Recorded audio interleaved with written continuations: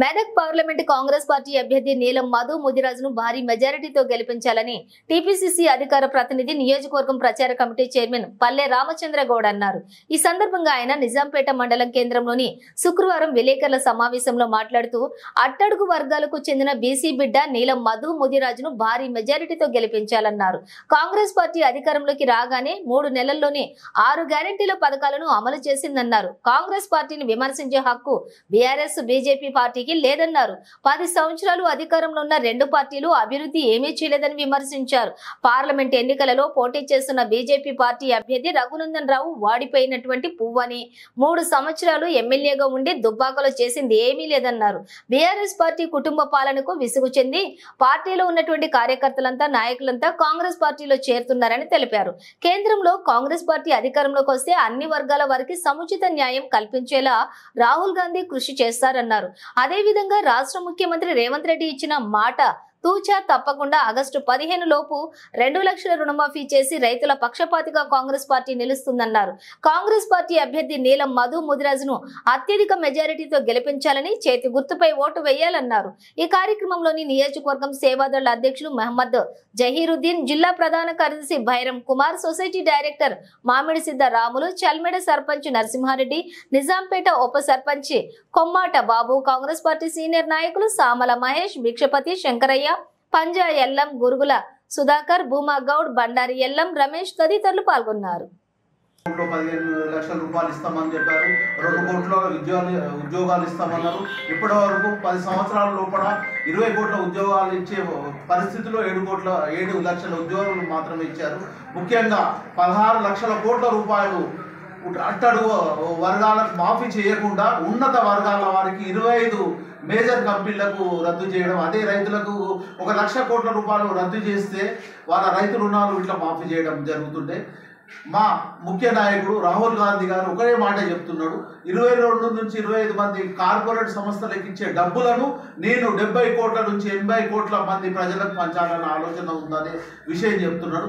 ముఖ్యంగా ఈరోజు చెప్పాల్సింది బీజేపీ బీఆర్ఎస్ పార్టీ గురించి చెప్పాలంటే, బీజేపీ క్యాండిడేట్ అతను వాడిపోయి కంపల్సరీ జైలుకు పోయేది ఉంది.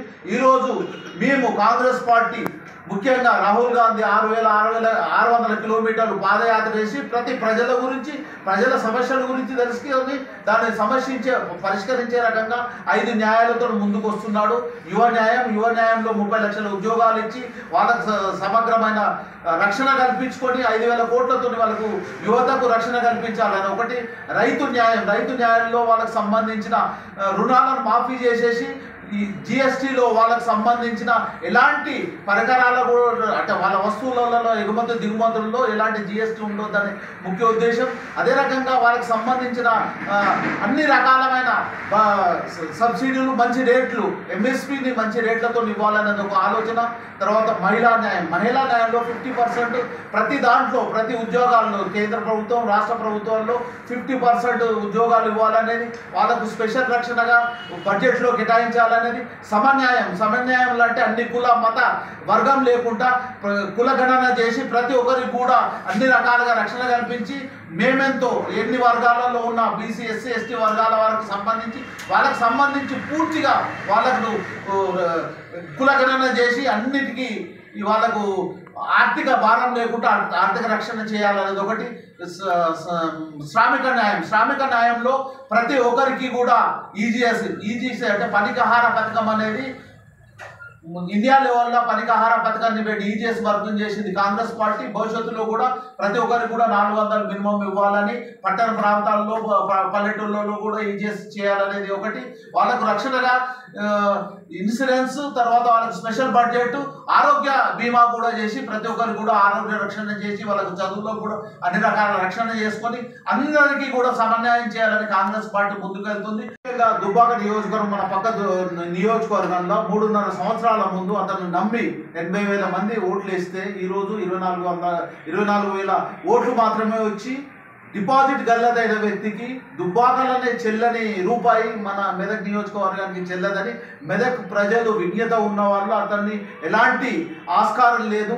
మొత్తము 20 లక్షల ఓట్లలో వాళ్ళకు వచ్చింది 1,50,000 ఓట్లు. ఈరోజు ఏ రకంగా చెప్పుకుంటున్నారో మాకు అర్థమవుతలేదు. వాళ్ళు ఏ మాయ మంత్రాలు చేస్తారు.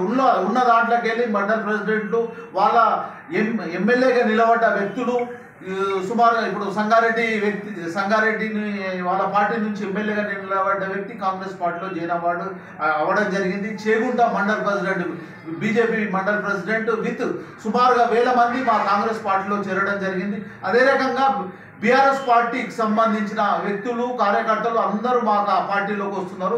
వేలతో పాటు లక్షల మంది వస్తున్నారు. ఈరోజు చెప్తున్నాను, 1,00,000 కంటే ఎక్కువ మెజార్టీతో నీలం మధు గారు గెలుస్తారని చెప్తున్నాను. బీఆర్ఎస్ పార్టీ అనేది ఒక రకంగా చెప్పాలంటే ఇంతకు ముందు వాళ్ళది ఒక రేస్ గుర్రం లాగా పరిగెత్తేది, అది పడిపోయింది. రేస్ గుర్రం పడిపోతే దాన్ని కాల్ చేసి తింటారు. నిజానికి ఈరోజు బీఆర్ఎస్ పార్టీ పడిపోయింది. దాని ఏంటంటే వెంటిలేషన్ మీద ఉన్నది. ఒక రకంగా చెప్తే చావు అంటే మన తెలంగాణ భాషలో చెప్పాలంటే శవాన్ని తీసుకుపోయేటప్పుడు దింపుడు గల్లం కాడ దించి వాడు బతుకుతాడనే ఆశ మీద ఉంది.